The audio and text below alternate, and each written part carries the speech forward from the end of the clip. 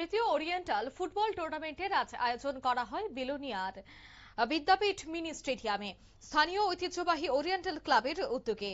জানা গেছে, বিলোনিয়ায় শুরু হলো বনকর ওরিয়েন্টাল ক্লাবের তৃতীয় বর্ষের ফুটবল টুর্নামেন্ট। বৃষ্টি উপেক্ষা করে জমকালো উদ্বোধন হয় বুধবার বিকেলে বিলোনিয়া বিদ্যাপীঠ মিনি স্টেডিয়ামে। উদ্বোধনী ম্যাচে বড় জয় পেল সাউথ ত্রিপুরা অটো মজদুর সংঘ।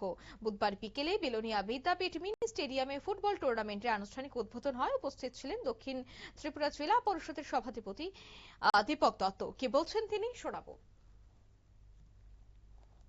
খেলাধুলা একান্ত জরুরি শরীর গঠনে এবং মানসিক বিকাশ গঠনে খেলাধুলার গুরুত্ব অপরিসীম।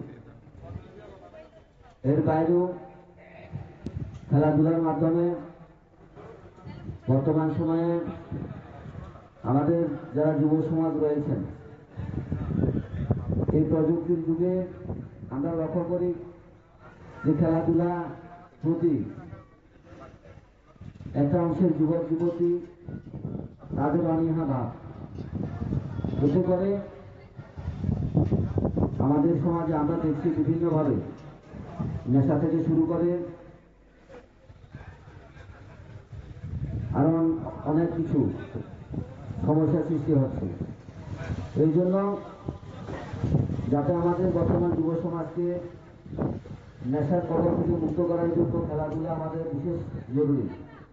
আমাদের মাননীয় জেলাশাসক বলেছেন আপনাদের যে আমাদের দক্ষিণ জেলায় সারা রাজ্যের মধ্যে এই নেশা মুক্তি ফুটবল থেকে শুরু করে ট্যালেন্ট কার্ড থেকে শুরু করে বিভিন্ন রকমের খেলা, যাতে আমরা একদম নিযুক্ত ট্রান্সফার থেকে আমরা প্রতিভা বাঁচার জন্য বলুন।